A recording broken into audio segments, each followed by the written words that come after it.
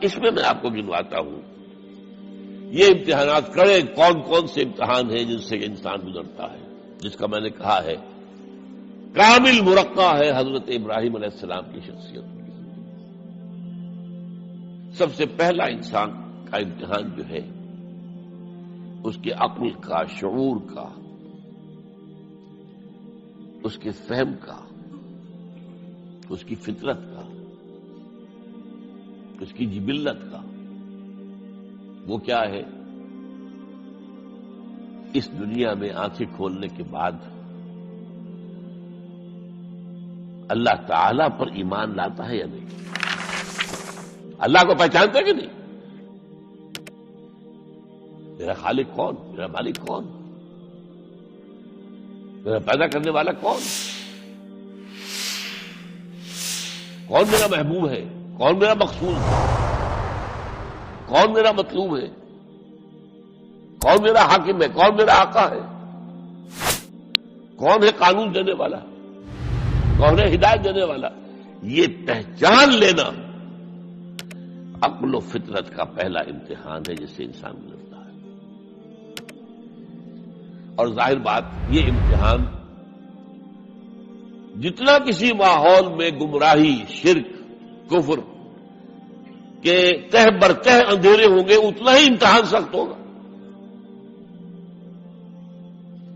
آپ مسلمانوں کے ماحول میں رہ رہے ہیں تو ٹھیک ہے، مسلمان بھی اب دنیا پرست بن گئے ہیں یا جو بھی آپ کہیں، حقیقی مسلمان تو دیکھنے کو نہیں ملتا، پھر بھی بہرحال اسلام تو ہے نا یہاں۔ کسی نہ کسی دیکھ کو تو چیز کو تو اللہ یاد آ جاتا ہے، کبھی نہ کبھی تو کسی کی بات ہی دل میں اتر جاتی ہے۔ کوئی اللہ کا بندہ جو ہے خلوص و اخلاص سے کہتا ہے بات اور وہ آپ کے دل میں اتر۔ آپ ایسے معاشرے کا تصور کیجیے جہاں سرے سے ہدایت ہے ہی نہیں، کفر ہی کفر ہے، شرک ہی شرک ہے، باطل ہی باطل ہے، اس میں ایک شخص آنکھ کھولے اور پھر وہاں وہ خالق حقیقی کو پہچان لے، یہ ہے سب سے بڑی کامیابی۔ آپ کو معلوم ہے قرآن مجید میں سورہ انعام میں پورا قصہ بیان ہوا ہے۔ جس ماحول میں کہ حضرت ابراہیم نے آنکھ کھولی ہے وہ ماحول کون سا ہے؟ ہر طرح کا شرک وہاں پر انتہائی درجے میں موجود ہے۔ سورج اور چاند اور ستاروں کی پرستش، بتوں کی پرستش اور سیاسی شرک۔ بادشاہ کہتا تھا میں خدا ہوں، نمرود جو دعویٰ تھا فرعون کا وہی اس کا تھا۔ کہیں سے کوئی توحید، کوئی اللہ کی بات، کوئی نیکی کی بات، کہیں کوئی روشنی، کوئی کرن اس معاشرے میں تھی؟ اس معاشرے میں خالص اللہ نے جو فطرت سلیم عطا کی تھی اور جو عقل سلیم عطا کیا تھا اس کی روشنی میں سفر کرتے ہوئے ان تمام معبودوں کا انکار کر کے انی وجہت وجہی للذی فطر السماوات والارض حنیفا وانا من المشرکین، میں تمہارے ان معبودوں کو نہیں مانتا، میں ان کی نفی کرتا ہوں، ان سب کا باغی ہوں، یہ سب گمراہی ہے۔ میں نے اپنا رخ کر لیا ہے ہر طرف سے یکسو ہو کر اس ہستی کی طرف جو آسمان اور زمین کی خالق ہے، سورج کا بنانے والا۔ میں سورج کو نہیں پوچھتا، سورج کے بنانے والے کو پوچھتا ہوں۔ میں چاند کا پجاری نہیں ہوں، چاند کے خالق کا پجاری ہوں۔ یہ ستاروں کا میں پجاری نہیں ہوں، ستاروں کے پیدا کرنے والوں کا، مالک کا میں پجاری ہوں، کائنات کا نہیں ہوں، کائنات کے خالق کا۔ انی وجہت وجہی للذی فطر السماوات والارض حنیفا وما انا من المشرکین۔ یہ پہلا امتحان ہے۔ دیکھیے اپنے اوپر قیاس نہ کیجیے، آپ جو اللہ نے پیدا کیا مسلمانوں کے گھر میں، آپ کے ایک کان میں پیدا ہوتے ہی اذان کہہ دی گئی، دوسرے میں اقامت کہہ دی گئی، آخر کہیں نہ کہیں تو کوئی اثر اس کا ہوتا ہوگا نا، تبھی تو، ورنہ یہ بے مقصد تو کام نہیں ہے، حضور سے مسنون ہے یہ۔ کیا پتہ ہمارے تحت شعور کی کون سی ٹیپ جو ہے وہ اس وقت چل رہی ہو اور اس کے اوپر جو ہے یہ نقش ہو گئے، کچھ نہیں کہہ سکتے۔ لیکن وہاں جو کچھ بھی نہیں تھا، کفری کن، سیاسی شرک، مذہبی شرک، ستارہ پرستی کا شرک، بت پرستی کا شرک۔ اس میں ایک نوجوان سلیم الفطرت نوجوان، اس نے ان تمام سے رخ موڑ کر ایک اللہ کی ہستی کی طرف۔ اب آپ سوچئے دوسرا امتحان آتا ہے، حق پر پہنچ تو گئے، حق پر کھڑے رہنا آسان نہیں ہے۔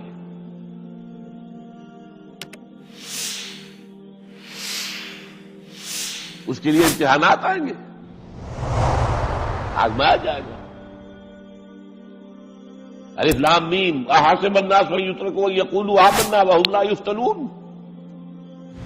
وَلَقَدْ فَتَنَّا الَّذِينَ مِن قَبْلِهِمْ فَلَيَعْلَمَنَّ اللَّهُ الَّذِينَ صَدَقُوا وَلَيَعْلَمَنَّ الْكَاذِبِينَ۔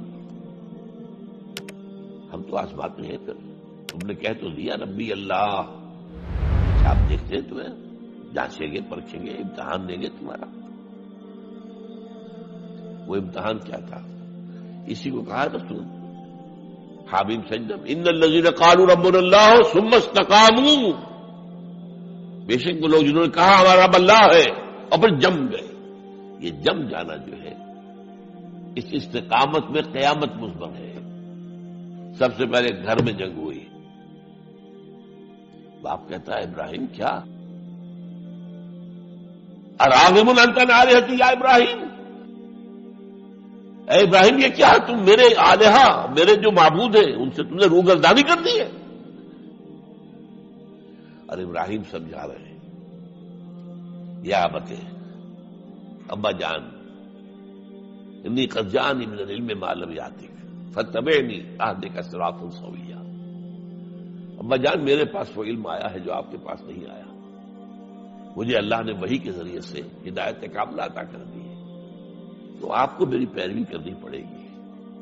دیکھیے بات الٹی ہو رہی ہے، وہ باپ ہے تم بیٹے ہو، وہ کہہ سکتا میں نے اپنے یہ بال دھوپ میں سفید کیے، تم کل کے بچے، آج تم مجھ سے مانگ رہے ہو، مطالبہ کر رہے ہو، دلیل پہلے دے دی ہے۔ یا بت انی قد جانی من العلم ما لم یاتک، وہ علم کا وہ شعبہ آپ کے پاس ہے ہی نہیں جو اللہ نے مجھے وحی کے ذریعے سے دے دیا ہے، لہٰذا آپ کو میری پیروی کرنی ہوگی۔ یا بت لا تعبدوا الشیطان، ابا جان دیکھیں شیطان کی پیروی نہ کیجیے، انہ قال للرحمن عصیا، وہ تو رحمان کا بڑا گنہگار تھا، سرکش تھا، باغی تھا۔ یا ابت انی اخاف ان یمسک عذاب من الرحمن فتکون للشیطان ولیا، ابا جان مجھے بڑا اندیشہ ہے کہ آپ کہیں اللہ کی نگاہ میں شیطان کے ساتھیوں میں شمار نہ ہو جائیں اور پھر آپ پر اللہ کا عذاب نہ آ جائے۔ لیکن جواب کیا دیا باپ نے؟ اراغب انت عن آلہتی یا ابراہیم لئن لم تنتہ لارجمنک واہجرنی ملیا، اے ابراہیم میرے آلہہ میرے معبودوں سے روگردانی کر رہا ہے، باز نہیں آؤ گے سنسار کر دوں گا، پتھر مار مار کے ہلاک کر دوں گا، اور نکل جاؤ، دفع ہو جاؤ میری نگاہوں کے سامنے سے۔ وہ فطرت سلیمہ کا حامل نوجوان کیا کہتا ہے؟ قال سلام علیک، اچھا ابا جان آپ پر سلامتی ہو، میں قال سلام علیک، میں جاتا ہوں، گھر چھوڑ کے جا رہا ہوں، لیکن میں اپنے رب سے آپ کے لیے دعا کروں گا کہ وہ آپ کو ہدایت دے، وہ مجھ پر بڑا مہربان ہے، مجھے امید ہے کہ وہ میری اس دعا کو رد نہیں کرے۔ اب اس سے آگے بات بڑھی، ابراہیم سوچتے ہیں کہ ان لوگوں کے اوپر تیشہ زوردار مارنا ہوگا، یہ جاگنے کو تیار نہیں ہے۔ میں ان سے کہتا ہوں تو ہاں کہتے ہیں، ہاں ٹھیک تو کہہ رہے ہو تم، لیکن نہیں بھائی ہمارے آباء و اجداد کا دین ہے، اس پہ چلے آ رہے ہیں، کیسے چھوڑ دیں ہم؟ بات تو تمہاری ٹھیک لگتی ہے ابراہیم، تم بات تو صحیح کر رہے ہو، لیکن سورہ عنکبوت میں فرمایا مودۃ بینکم فی الحیاۃ الدنیا، حضرت ابراہیم نے کہا تم اپنے دنیا کی زندگی کی محبتوں کی وجہ سے جھگڑے ہوئے ہو، ورنہ تمہیں معلوم ہے میں نے کھول دیا تم پر کہ یہ سب بکواس ہے، یہ تمہارے عقائد جو ہیں بے بنیاد ہے، لیکن دنیاوی محبتیں یہ تعلق جو ہے تمہیں کھڑا کیے ہوئے ہیں۔ جب انہوں نے دیکھا کہ ان پر اسی اقبال کا شعر ہے کہ پھول کی پتی سے کٹ سکتا ہے ہیرے کا جگر، مرد ناداں پر کلام نرم و نازک بے اثر۔ مرد ناداں پر کلام نرم و نازک، اس کے اوپر تو وہ ہتھوڑا چلانا پڑتا ہے، وہ ہتھوڑا چلانے کی سوچیے۔ ان کا کوئی تہوار آیا تھا جس میں جا کے باہر میدان میں جا کے کوئی پوجا کرنی تھی کسی خاص ستارے کی، اور پورا شہر خالی ہو جانا تھا۔ حضرت ابراہیم نے کہا میری طبیعت تو ٹھیک نہیں، میں تو آپ لوگوں کے ساتھ نہیں جاؤں گا، آپ جائیے۔ سب چلے گئے، پورا شہر خالی ہو گیا۔ اب انہوں نے ہاتھ میں ہتھوڑا لیا، وہ بت خانے میں گھس گئے اور سب بتوں کو توڑ کے اسی رکھ لیا۔ طبیعت میں ایک عجیب قسم کا ایک مٹھاس والا مزاح تھا، تو اس ایک سب سے بڑے بت کو چھوڑ دیا اور اس کے کندھے پر وہ تیشا رکھ دیا۔ اب جو وہ رات کو واپس آئے ہوں گے، آپ سوچئے ذرا، آج بھی ہندوستان کے شہر متھرا میں یا بنارس میں کہیں بتوں کے ساتھ کے کوئی حشر کر دے تو کیا قیامت آئے گی؟ کیا کیا؟ من فعل ھذا بآلہتنا، کون ہے وہ جس نے ہمارے معبودوں کا یہ حشر کیا ہے؟ بہت کچھ کر کے کچھ لوگ، ہاں ہم سنتے تھے ایک نوجوان جو ہے وہ کچھ ان کا ذکر کیا کرتا تھا، اور ان بتوں کا کہ ان میں کچھ نہیں ہے، کچھ نہیں ہے، کچھ باغیانہ خیالات کا اظہار کیا کرتا تھا وہ ابراہیم۔ بلاؤ، حاضر کیا، یا ابراہیم انت فعلت ھذا، کیا اب تم نے کیا؟ مجھ سے کیا پوچھتے، اس بڑے بت سے پوچھو، اس سے پوچھو، بھائی سارے ٹوٹے ہوئے، یہ سالم کھڑا ہے۔ اور نمبر 2 جسے کہتے ہیں پولیس کی اصطلاح میں آلہ واردات، قتل کیا تھا تو کس چیز سے کیا تھا وہ بھی برآمد ہو گیا، وہ چھری بھی مل گئی ہے، اس پر خون کے دھبے ہی ہیں، اور آج تو آپ کو معلوم ہے کہ خون کے قطرے سے بھی پتہ چل جاتا ہے کہ کس کا خون تھا، جینیٹکس کے ذریعے سے، تو اس نے کیا ہوگا۔ کہ ابراہیم عقل کے ناخن لوگ، ان سے پوچھے یہ بات کرتے کوئی؟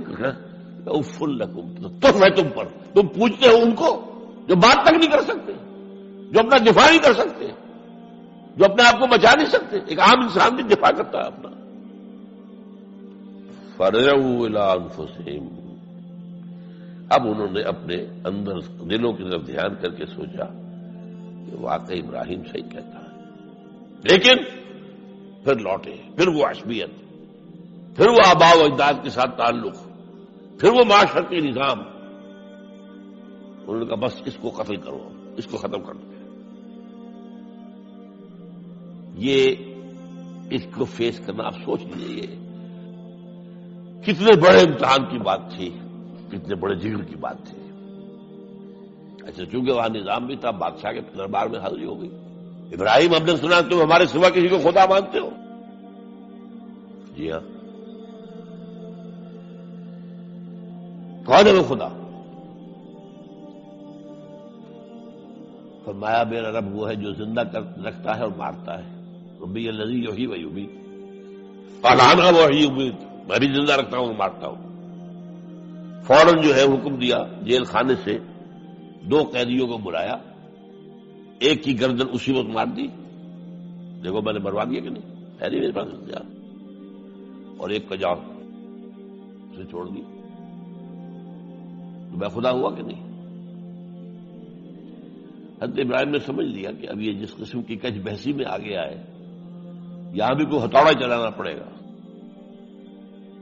فرمایا فإن اللہ یاتی بالشمس من المشرق فأت بہا من المغرب، میرا رب وہ ہے جو مشرق سے نکالتا ہے سورج کو، تم خدا ہو تو ذرا مغرب سے نکال کے دکھاؤ۔ فبہت الذی کفر،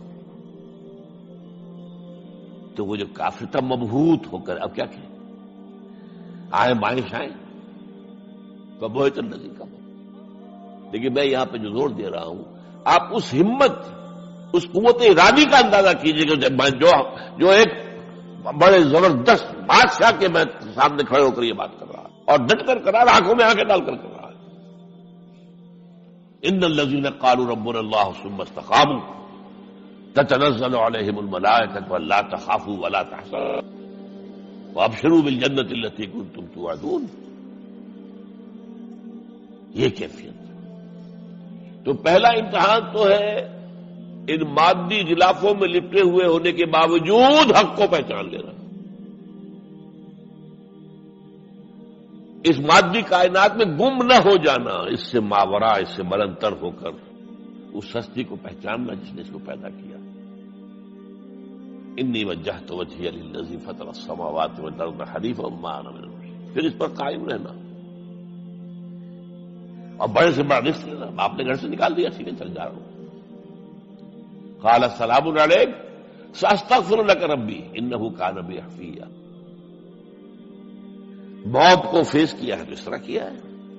کیسا جواب دیا ہو کیسا.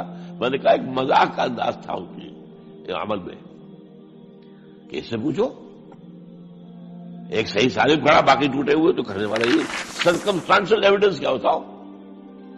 آج بھی آپ کے ہاں مقدمات کے اندر ایک سرکمسٹانشل ایویڈنس بھی تو ہوتا ہے. حالات کرائن کی کیا گواہی ہے. وہ سالم میں باقی سب ٹوٹے ہوئے. دوسرے یہ کہ آلہ جو ہے اس کے پاس سے برآمد ہو رہا ہے کندھے پر رکھا ہوں. اور پھر یہ کہ بادشاہ کے دربار میں جا کر جس طرح اس نے انکار کیا ہے اس خدائی کا.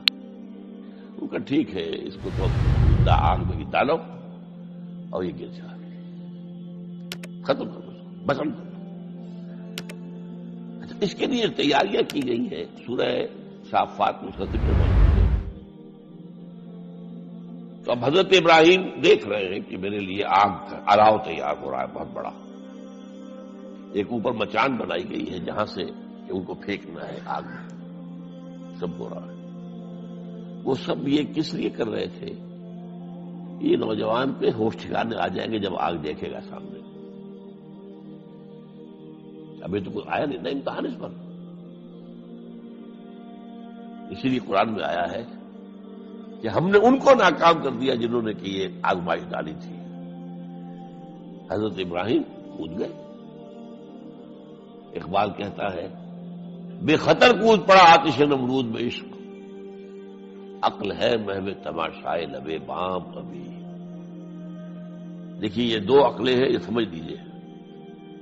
ایک عقل وہ ہے جو پہچان لے، ایک عقل وہ ہے جو آگے چلنے سے روکے. دیکھو جواب ٹھیک نہیں، تمہارا کیا کر رہے ہو. اپنی جان سے کھیل رہے ہو، جان سے چلے جاؤ گے. تو عقل جو ہے ایک معنی میں وہ حقیقت کو پہچاننے میں مددگار ہے اگرچہ منزل تک نہیں پہنچا سکتی. گزر جا عقل سے آگے کہ یہ نور چراغ راہ ہے منزل نہیں ہے. پاس چراغ رکھا تو روشنی تو ہو جائے گی نا، کچھ نہ کچھ دکھا دے گی. بس یہ چراغ راہ ہے، یہ آخری منزل تک عقل نہیں پہچان سکتی. یہ تو فطرت انسانی ہے، قلب ہے، روح انسانی ہے، وہ پہچانتی ہے. اور عقل گو آستان سے دور نہیں، اس کی قسمت میں پر حضور نہیں، حاضری نہیں ہوتی وہاں. اللہ تک پہنچانے والی شے عشق ہے، اللہ کی محبت ہے. آگے چلنے سے تو عقل روک. عقل کا لفظ جو ہے وہ اس سے پہلے یقیناً کئی مرتبہ میں نے یہاں پہ بیان کیا ہوگا. عقل کے معنی ہے روکنے والی. یہ جو سعودیز جو ہے وہ اپنے سروں کے اوپر ایک باندھتے ہیں، کوئی سنہری رنگ کا ہوتا ہے، کچھ ہوتا ہے اس کو رومال کے اوپر. اس کو اقال کہتے ہیں، اقال. یہ ان کی پرانی بدویانہ، جب ان کو کھانے پینے کو بھی نہیں ملتا تھا، بھوکے پیاسے ننگے پاؤں ننگے بدن رہتے تھے، اس وقت سے یہ رواج ہے. ان کی ساری زندگی جو ہے گھومتی تھی اونٹ کے گرد. اونٹی کا گوشت کھا لینا ہے، اونٹی کا دودھ پی لینا ہے، اونٹ کے اوپر سواری کر لینی ہے، اونٹ کی کھال سے جو ہے وہ خیمے بنا لینے ہیں، اونٹ کے بالوں سے اپنے لیے کوئی کمبل بنا. اونٹ ہی اونٹ تھا. جیسے ہمارے یہاں پنجاب میں جس علاقے کو کہا جاتا ہے جو جانگلی علاقہ، وہ بھینس ہی بھینس تھی، بھینس کا کلچر تھا وہاں. بھینس کا دودھ پی لیا، بھینس کے مکھن سے کھا لیا، لسی سے نہا لیے، یہ ساری چیزیں جو ہے بھینس کا گوشت کھا لیا. بھینس ہی بھینس تھی. اور کیا تھا؟ یہ مج کلچر تھا یہاں کا سارا، یہ جو آپ کے ہاں جانگلی کہلاتے ہیں، یہ تو آباد کار آئے ہیں جلندھر سے، ہوشیارپور سے، گرداسپور سے، وہ آباد کاروں نے آ کے پھر یہاں پر جو ہے وہ ساری چیزیں بتائی ہیں، ورنہ یار کس کو جانتے، گڑ کی نہیں جانتے، گڑ کس بلا کا نام نہیں جانتے، چینی تو بہت دور کی بات ہے، گڑ نہیں جانتے۔ تو ان کا کیا معاملہ تھا؟ اونٹ ہے، اب اونٹ کا یہ ہے کہ جب بدو سواری کر کے جا رہا ہے، ایک جگہ پر اترا ہے، کچھ اسے پیشاب کرنا ہے، کچھ اور کرنا ہے، اب اس خطرے سے کہ کہیں اونٹ بھاگ نہ جائے، اس کے ایک گھٹنے کو ایک رسی سے باندھ دیتا تھا۔ اب 3 پاؤں رہ گئے، 3 پاؤں سے اچک تو سکتا ہے، وہ بھاگ تو نہیں سکتا، تو اچک کر وہ اگر کہیں آس پاس درخت ہے، کیکر کا درخت ہے، وہ ناشتہ کچھ کر لے، کھا لے، کوئی حرج نہیں ہے، یہ بھاگے نا۔ تو وہ جو رسی جس سے اونٹ باندھتے تھے، اس کا گھٹنا، وہ اب کیا ہوا؟ اب اسے جانا ہے سفر پر دوبارہ، وہ جائے گا، وہ رسی وہاں سے کھول کے سر پہ باندھ لے گا، کاٹ کے رسی، یہ اقال۔ اب وہ سنہری بھی ہوتے ہیں، کیا کیا خوبصورت ہوتے ہیں، لاکھوں روپے کا ہوتا ہے، لیکن تہذیبی پس منظر اس کا یہ ہے۔ اب ظاہر بات ہے کہ وہ تو لوگ اس لیے حدیث میں لفظ آیا ہے۔ ایک مرتبہ حضور مسجد نبی میں تشریف فرماتے ہیں، باہر کوئی بدو آئے صحابی باہر سے، اور انہوں نے اپنے اونٹ کا یا اونٹنی کا گھٹنا نہیں باندھا، اسے ویسے ہی چھوڑ کے اندر آ گئے۔ حضور نے فرمایا تم نے اس کا گھٹنا کیوں نہیں باندھا؟ جواب دیا میں نے اللہ پر توکل کیا۔ فرمایا غلط، اعقلھا ثم توکل، پہلے اس کا گھٹنا باندھو پھر توکل کرو۔ وسائل کا استعمال ترک کر دینا توکل نہیں ہے۔ ہاں یہ سمجھو کہ وسائل کے ذریعے سے نہیں ہوگا، جو بھی کچھ ہوگا اللہ کی چیز سے ہوگا، لیکن وسائل کا استعمال تو کرنا ہے، وہ توکل اسلام میں نہیں جو رہبانیت کا توکل ہے۔ بہرحال تو یہ اب جو ہے عقل جو ہے، اب اس وقت جو کہ بے خطر کود پڑا آتش نمرود میں عشق، عقل ہے محو تماشائے لبے بام، ابھی عقل تو وہیں پر کھڑی ہوئی سوچ رہی ہے کودنا چاہیے کہ نہیں کودنا چاہیے، اور ابراہیم کود بھی چکا۔ لوگ حیران رہے، لیکن اللہ نے اس آگ کو گلو گلزار بنا دیا۔ قلنا یا نار کونی بردن وسلام علی ابراہیم۔ اب آیا چوتھا امتحان کہہ لیجیے اس کو، یہ رسولوں کے باب میں اللہ کا قاعدہ ہے، اس قوم کی طرف کسی رسول کو بھیجیں، اگر وہ قتل کرنے پر آمادہ ہو جائے رسول کو، تو پھر وہاں سے ہجرت کی اجازت ہوتی ہے۔ جیسے حضور جب دارالندوہ میں فیصلہ ہو گیا کہ اب قتل کر دو محمد کو صلی اللہ علیہ وسلم، اس سے پہلے یہ اندیشہ تھا جب تک کہ ابو طالب زندہ تھے کہ چچا سپورٹ پر ہے ابو طالب، اب بنو ہاشم کا وہ سردار ہے، تو یہ ہماری جو ہے ان فائٹنگ ہو جائے گی، ٹرائبل، انٹر ٹرائبل یا انٹرا ٹرائبل کہنا چاہیے، کہ قریش کے اندر ہی آپس میں جب ہم لڑ پڑیں گے تو ہماری جو دھاک بیٹھی ہوئی ہے پورے عرب میں وہ تو ختم ہو جائے گی۔ A house divided amongst itself can understand, یہ وہ چیز تھی جو ابھی تک ان کے ہاتھ روکے ہوئے تھی۔ اب ابو طالب مر گئے، اب جو سردار ہے بنو ہاشم کا وہ ابو لہب ہے، وہ حضور کا سب سے بڑا دشمن ہے، لہذا فیصلہ ہو گیا۔ تب آپ گئے ہیں طائف اور وہاں سے بھی ناکام آئے ہیں۔ اس کے بعد یہ ہے کہ باقی سب صحابہ کو آپ نے اجازت دی کہ چلے جاؤ مدینے، لیکن ابھی آپ منتظر رہے جب تک کہ ایکسپریس پرمیشن نہ آئے، رسول اپنی جگہ چھوڑ نہیں سکتا۔ بہرحال یہ ایک الگ معاملہ ہے، اس میں تھوڑی سی خطا ہو گئی تھی حضرت یونس علیہ السلام کے ساتھ کہ وہ اپنی قوم کے اس رویے سے دل برداشتہ ہو کر غصے کے اندر بھرے ہوئے تھے، ماننے والے نہیں، ناہنجار لوگ چھوڑ کر چلے گئے، اگرچہ اللہ کی اجازت ابھی نہیں آئی تھی۔ یہی وجہ ہے اللہ نے انہیں سزا دی، مچھلی کے پیٹ میں رہے، وہاں وہ استغفار کرتے رہے، لا الہ الا انت سبحانک انی کنت من الظالمین۔ پھر اس ہیل مچھلی نے اگل دیا ان کو اور ساحل کے اوپر رہے، اس کا پورا ذکر ہے قرآن مجید میں۔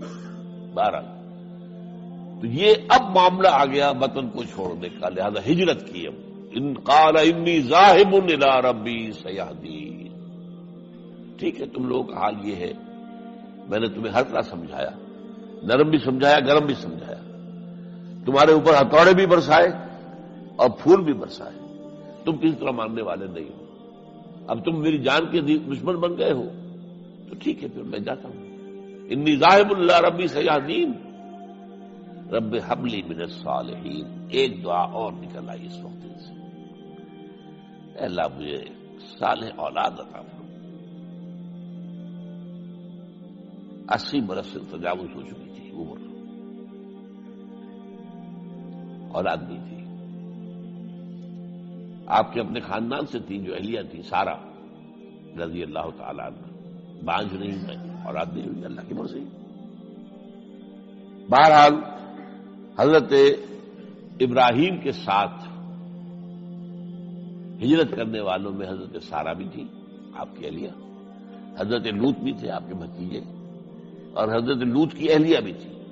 یہ اہلیہ جو ہے لوط کی، یہ مومنہ تھی، یہ ساتھ انہوں نے ہجرت کی ہے۔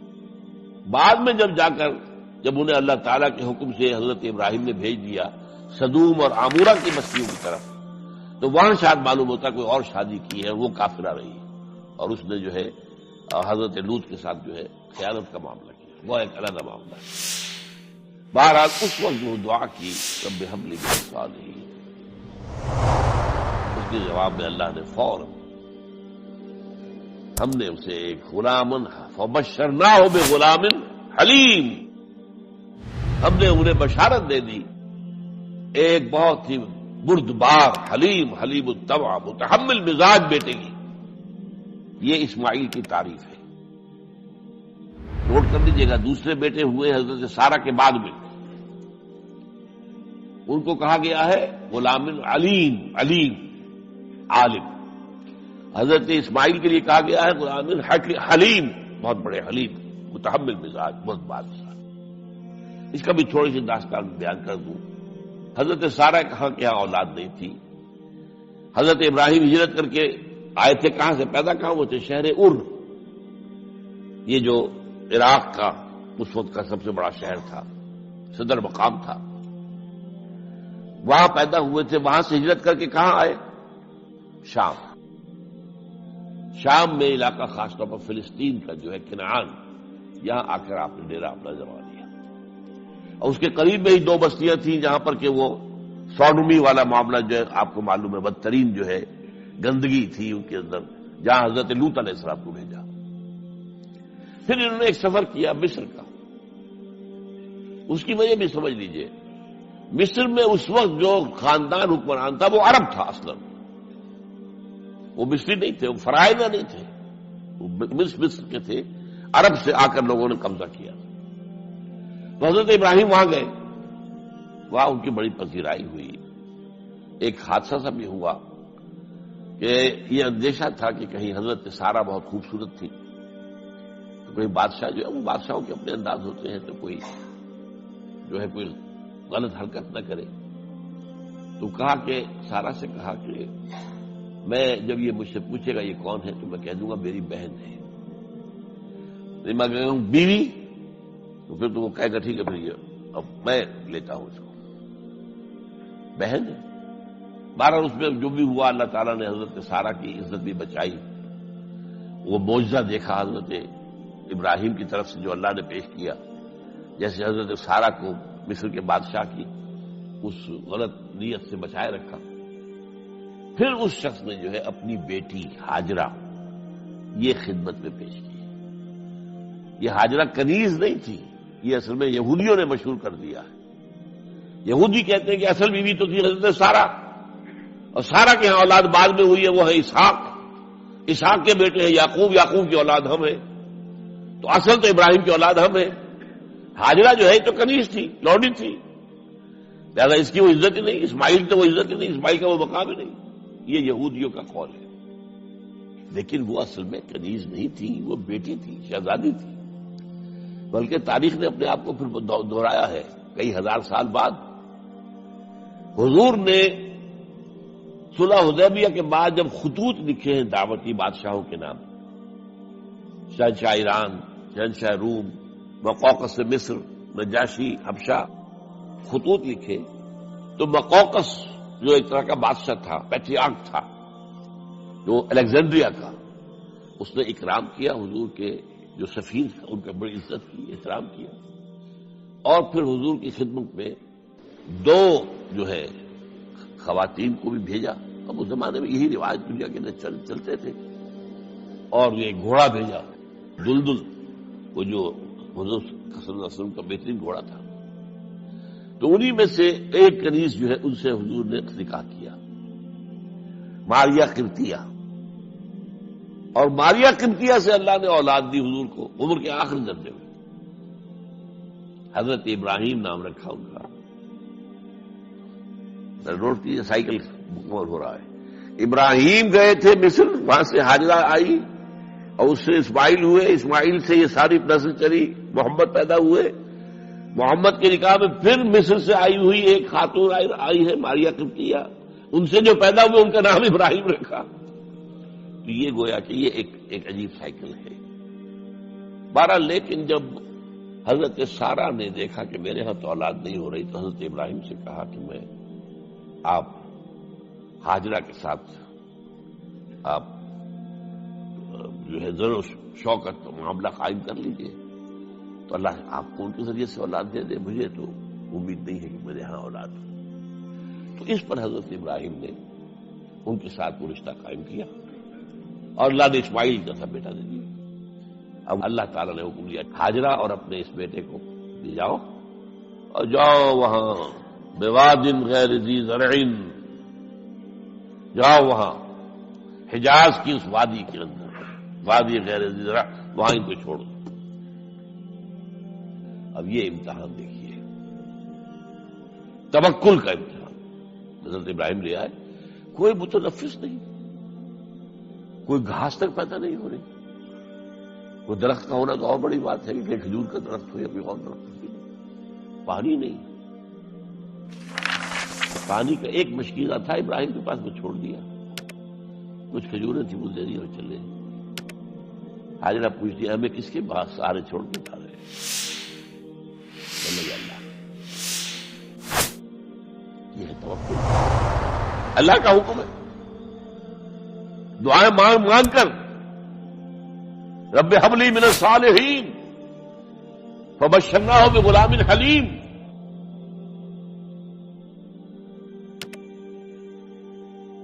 اب وہ بچہ آتے رہتے تھے، چکر لگاتے تھے.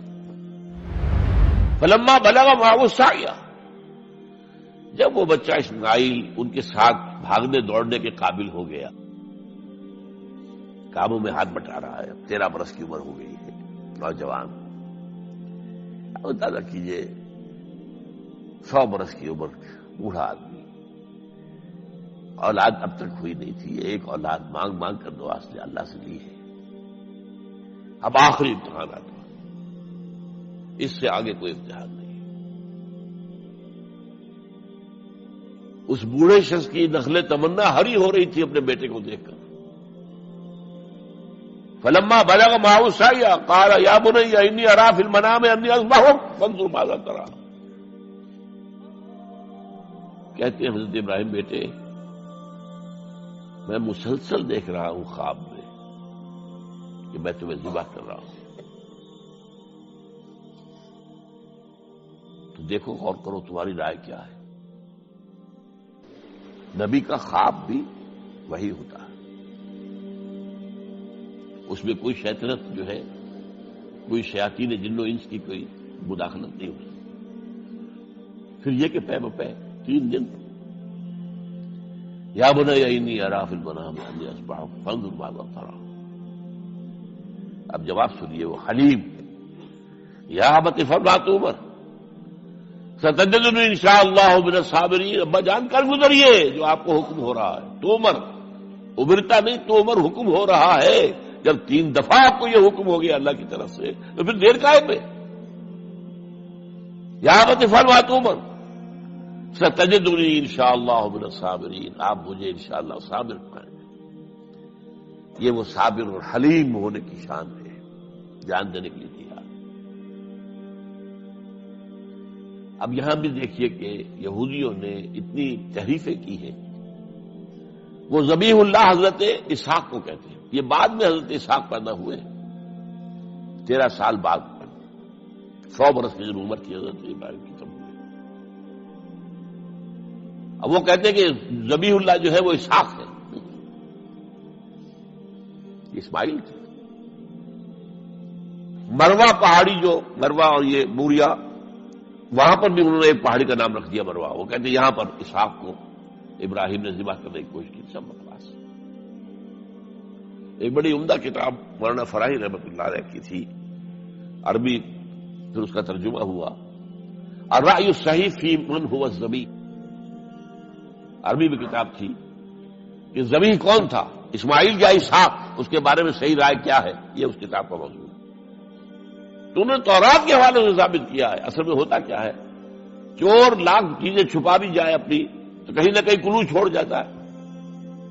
آخر تفتیش ہوتی ہے، پولیس والے بھی جانتے ہیں کہیں نہ کہیں سے کوئی نہ کوئی کلو جو ہے، اب ساری چیزوں کو سمیٹنا مشکل ہوتا ہے اس کے لیے، تو اس کے اندر وہاں کلو موجود ہے، اسحاق اس کے اندر تورات کے اندر جس سے ثابت ہوتا ہے، انہوں نے ثابت کیا۔ الرأی الصحیح فی من هو الذبیح، اس کا میں نے ترجمہ شائع کیا تھا جب میں نے ابتدا کی ہے لاہور میں آ کر اپنے کام کی 1965 میں، تو دارالاشاعت اسلامیہ میں نے قائم کیا تھا، اپنا ایک دارالاشاعت پبلشنگ ہاؤس، اس سے وہ کتاب شائع کی تھی۔ اب بھی وہ چھپتی ہے، اب وہ اور پبلشر ہیں ان کے کتاب میں۔ بہرحال تو حضرت اسماعیل جو ہے وہ ذبیح اللہ ہے، اللہ نے جب لٹا دیا، فلما اسلما وتلہ للجبین۔ اب یہاں پر ذرا نوٹ کیجیے، اسلما، جب دونوں نے اسلام کا مظاہرہ کیا، وہ جو میں نے کہا تسلیم، سر تسلیم خم ہے جو مزاج یار میں آیا۔ بوڑھا باپ چھری لے کر تیار ہو گیا اور جوان بیٹا گردن ڈال کر بس صرف ایک احتیاط کی ہے کہ پیشانی کے بل لٹایا ہے تاکہ چہرہ سامنے نہ رہے، چھری چلاتے ہوئے چہرہ میں اونده بولتا اللہ للجبین، پیشانی کے بل انہوں نے لٹا دیا اور پھر چھری چلائی۔ لیکن اللہ نے پکار کر کہا، یا ابراہیم قد صدقت الرؤیا انا کذالک نجزی المحسنین۔ اے ابراہیم بس تم نے اپنا خواب پورا کر دیا۔ میں نے آج سے بہت پہلے مضمون لکھا تھا اس پر، تو میں نے کہا تھا جس کا امتحان لیا جا رہا تھا وہ فیل نہیں ہوا، ممتحن کو بس کرنی پڑی ہے، اللہ کو بس بس بس۔ ان ھذا لہو البلاء المبین۔ اے ابراہیم واقعی یہ بہت بڑی آزمائش تھی، اس میں تم پورے اتر گئے ہو۔ یہ میں نے آپ کے سامنے زندگی کا جو پورا ایک نقشہ ہے ابراہیم کا، ہر قدم پر امتحان، ہر قدم پر امتحان، ایک سے ایک کڑا امتحان، ایک سے ایک بڑا امتحان، اور آخری امتحان یہ تھا ان ھذا لہو البلاء المبین۔ جب ممتحن یہ کہتے بھائی بات تم بہت پرچہ واقعی میں نے بہت مشکل سیٹ کیا تھا، کمال ہے تم نے بہت عمدہ حل کیا، تو اس سے بڑی شاباش کیا ہوگی۔ لیکن اس کے ساتھ یہ ہے کہ اب اگلا موضوع آ رہا ہے میرا، جہاں تک تو معاملہ آ گیا، یہ قربانی جو ہے اس کو پھر ہمیشہ کے لیے اب سنت ابراہیم کے طور پر جا باقی رکھا گیا۔ عین اس وقت جنت سے ایک میڑا ان کی جگہ آ گیا، حضرت اسماعیل کو کوئی قدم نہیں پہنچی، کچھ بھی نہیں، میڑا ذبح ہو گیا۔ اور وہ قربانی ہے جو آج پوری دنیا میں اس وقت سے لے کر ترکنا علیہ فی الآخرین، ہم نے اس کی یہ یاد ہے، یہ قربانیاں جو آپ دیں گے یہ کیا ہے؟ حضور سے پوچھا گیا ما ھذی الاضاحی یا رسول اللہ، اے اللہ کے رسول یہ اضاحی کیا ہے، یہ کیا ہے، یہ جو ہم قربانیاں دیتے ہیں کیا ہے؟ قال سنت ابیکم ابراہیم، یہ تمہارے باپ ابراہیم کی سنت ہے، اس کو زندہ رکھا ہے اللہ نے۔ ان کے اس امتحان کی کامیابی کو اس کا جشن منایا جا رہا ہے، ہر سال لاکھوں کا کروڑوں جانور جو ہیں اللہ کے نام پر ذبح ہو رہے ہیں۔ یہ وہ اسماعیل کی قربانی کا جو ہے یہ جشن ہے جو منایا جا رہا ہے۔